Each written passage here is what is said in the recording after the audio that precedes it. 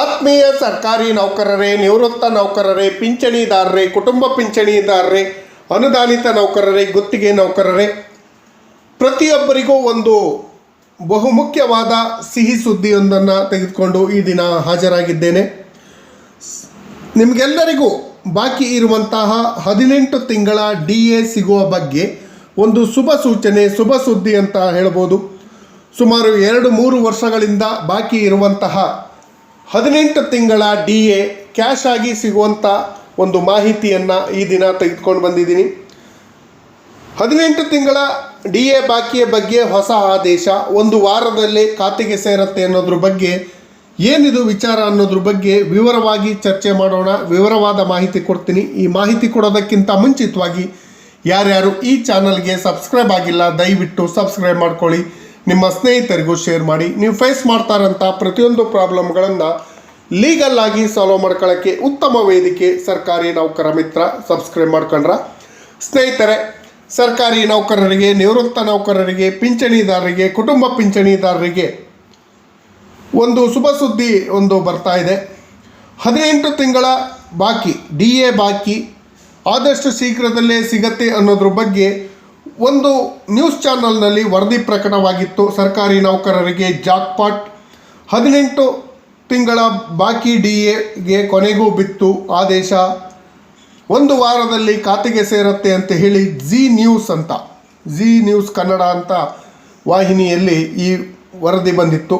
ಈ ವರದಿಯ ಸತ್ಯಾಸತ್ಯತೆಗಳು ಏನು, ನಿಜವಾಗ್ಲೂ ನೌಕರರಿಗೆ, ಪಿಂಚಣಿದಾರರಿಗೆ ಬಾಕಿ ಇರುವಂಥ 18 ತಿಂಗಳ DA ಸಿಗುತ್ತಾ, ಒಂದು ವಾರದಲ್ಲಿ ಖಾತೆಗೆ ಸೇರುತ್ತಾ ಅನ್ನೋದ್ರ ಬಗ್ಗೆ ಫ್ಯಾಕ್ಟ್ ಚೆಕ್ ಮಾಡೋಣ ಅಂತ ಹೇಳಿ ಈ ವಿವರವಾದ ಮಾಹಿತಿ ತಂದಿದ್ದೀನಿ. ಈ ಮಾಹಿತಿ ಒಳಗೆ ಏನಿದೆ ಅನ್ನೋಂಥ ನೋಡೋದಾದರೆ, 18 ತಿಂಗಳ DA ಕುರಿತಾಗಿ ಮತ್ತೆ ಚರ್ಚೆ ಆರಂಭವಾಗಿದೆ.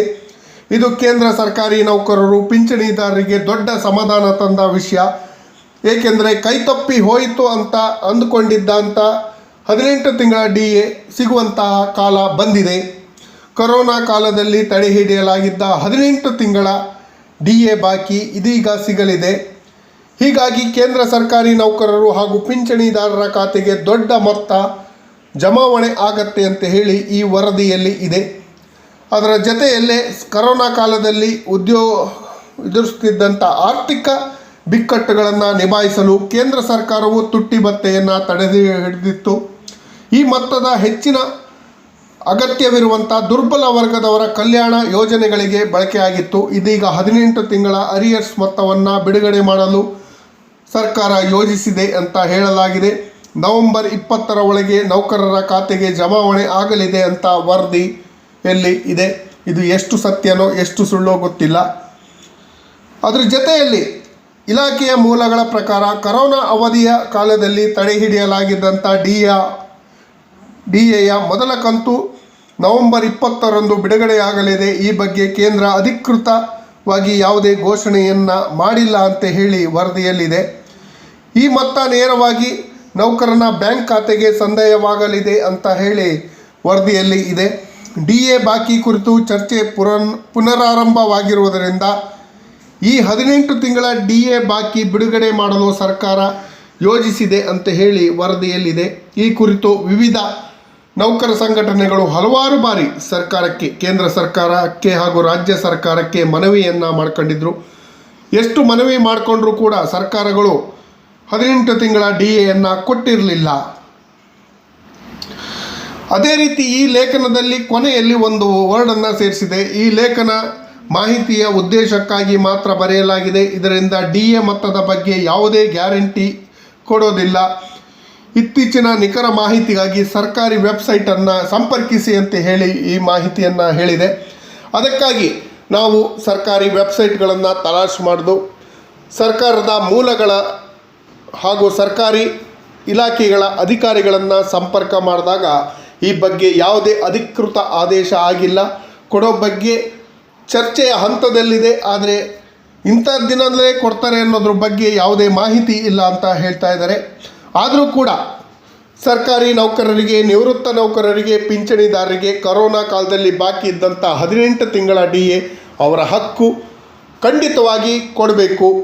18 ತಿಂಗಳ ಅರಿಯರ್ಸನ್ನು 3 ಕಂತುಗಳಲ್ಲಿ ಕೊಡಬೇಕು ಅಂಥೇಳಿ ಮಾನ್ಯ ನ್ಯಾಯಾಲಯ ಕೂಡ ತಿಳಿಸಿತ್ತು. ಹಾಗಾಗಿ ಕೇಂದ್ರ ಸರ್ಕಾರಿ ನೌಕರರಿರ್ಬೋದು, ರಾಜ್ಯ ಸರ್ಕಾರಿ ನೌಕರರಿರ್ಬೋದು, ಪ್ರತಿಯೊಬ್ಬರಿಗೂ ಬಾಕಿ ಇರುವಂಥ 18 ತಿಂಗಳ DAಯನ್ನು ಕೊಡುವತ್ತ ಕೇಂದ್ರ ಸರ್ಕಾರ ಮನಸ್ಸು ಮಾಡಬೇಕು. ಕೇಂದ್ರ ಸರ್ಕಾರ ಮನಸ್ಸು ಮಾಡಿದ್ರೆ ರಾಜ್ಯ ಸರ್ಕಾರ ಮನಸ್ಸು ಮಾಡುತ್ತೆ. ಕರೋನಾ ಕಾಲದಲ್ಲಿದ್ದಂತಹ ಆರ್ಥಿಕ ಬಿಕ್ಕಟ್ಟು ಈಗ ಇಲ್ಲ. ಈಗ ಭಾರತದ GDP ಪ್ರಪಂಚದಲ್ಲೇ ನಂಬರ್ 1 ಇದೆ. GDP ಚೆನ್ನಾಗಿದೆ, ಆರ್ಥಿಕತೆಯೂ ಚೆನ್ನಾಗಿದೆ. ಈ ಸಮಯದಲ್ಲಿ ಕೇಂದ್ರ ಸರ್ಕಾರ ಮನಸ್ಸು ಮಾಡಿ ನೌಕರರಿಗೆ ಬಾಕಿ ಇರುವಂತಹ 18 ತಿಂಗಳ DAಯನ್ನು ತಕ್ಷಣ ಮಂಜೂರು ಮಾಡಬೇಕು. ಇದು ನೌಕರರ ಹಕ್ಕು. ಈ ಬಗ್ಗೆ ಕೇಂದ್ರ ಸರ್ಕಾರ ಒಂದು ಕ್ರಮವನ್ನು ತೆಗೆದುಕೊಂಡು ನೌಕರರಿಗೆ ನ್ಯಾಯಯುತವಾಗಿ ಸಿಗಬೇಕಾಗಿರುವಂಥ DAಯನ್ನು ಕೇಂದ್ರ ಸರ್ಕಾರ ತಕ್ಷಣ ಬಿಡುಗಡೆ ಮಾಡಬೇಕು. 18 ತಿಂಗಳ DA ನೌಕರರಿಗೆ ಸೇರಿದ್ರೆ ಅವರ ಆರ್ಥಿಕ ಪರಿಸ್ಥಿತಿ ಇನ್ನೂ ಉತ್ತಮ ಆಗತ್ತೆ. ಬೆಲೆ ಏರಿಕೆ ಏರ್ತಾನೇ ಇದೆ, ಆದರೆ 18 ತಿಂಗಳ DA ಕಟ್ಟಾಗಿರೋದ್ರಿಂದ ಬೆಲೆ ಏರಿಕೆ ಇನ್ನೂ ಬಿಸಿ ನಮಗೆ ಆಗ್ತಾ ಇದೆ. ಹಾಗಾಗಿ ತಕ್ಷಣ 18 ತಿಂಗಳ DAಯನ್ನು 3 ಕಂತುಗಳಲ್ಲಿ ಅಥವಾ ಒಂದೇ ಕಂತಲ್ಲಿ ಯಾವುದೇ ಹೆಚ್ಚು ಪ್ರಯೋಜನವೋ ಆ ರೀತಿ ಕೇಂದ್ರ ಸರ್ಕಾರ ಕ್ರಮ ಕೈಗೊಳ್ಳಬೇಕು. ಅದೇ ರೀತಿ ದಶಕಗಳಿಂದ ಹೋರಾಟ, 2 ದಶಕ ಹೇಳ್ಬೋದು, 2 ದಶಕಗಳಿಂದ ಹೋರಾಟ ಮಾಡ್ತಿರುವಂಥ NPS ನೌಕರರ ನ್ಯಾಯಯುತವಾದ ಬೇಡಿಕೆ ಈಡೇರಿಸುವತ್ತ ಕೇಂದ್ರ ಸರ್ಕಾರ ಗಮನ ಹರಿಸಬೇಕು. NPS ಎಂಬ ಭೂತವನ್ನು ರದ್ದುಪಡಿಸಿ OPS ಅನ್ನು ಜಾರಿ ಮಾಡಬೇಕು. UPS ಅಂತ ಒಂದು ಮಾಡಿದ್ರು, ಅದು ಏನು ಯೂಸ್ ಆಗಲ್ಲ, ಯೂನಿಫೈಡ್ ಪೆನ್ಷನ್ ಪ್ಲಾನ್. ಅದರ ಬದಲು OPS ಅನ್ನು ಜಾರಿ ಮಾಡಿ ನೌಕರರ ನಿಶ್ಚಿತ ಪಿಂಚಣಿ ನೀಡುವಂತೆ ಆಗಬೇಕು. ನಿವೃತ್ತಿಯ ನಂತರ ನೌಕರರು ಸುಖವಾಗಿ ಸಂತೋಷವಾಗಿ ಯಾವುದೇ ಆರ್ಥಿಕ ಸಮಸ್ಯೆ ಇಲ್ಲದೇ ಗ್ಯಾರಂಟಿಯಾಗಿ ಬದುಕುವಂಥ ವ್ಯವಸ್ಥೆಯನ್ನು ಮಾಡಬೇಕು. ಅವರ ಜೀವನಕ್ಕೆ ಉತ್ತಮವಾಗುವಂಥ ವ್ಯವಸ್ಥೆಯನ್ನು ಕೇಂದ್ರ ಸರ್ಕಾರ ಕೈಗೊಳ್ಳಬೇಕು. ಕೇಂದ್ರ ಸರ್ಕಾರದ ಮಾದರಿಯಲ್ಲಿ ರಾಜ್ಯ ಸರ್ಕಾರ ಕೂಡ NPS ಅನ್ನು ರದ್ದುಪಡಿಸಿ OPS ಅನ್ನು ಜಾರಿ ಮಾಡಿ ನೌಕರರಿಗೆ ನಿಶ್ಚಿತ ಪಿಂಚಣಿಯನ್ನು ಜಾರಿ ಮಾಡಬೇಕು.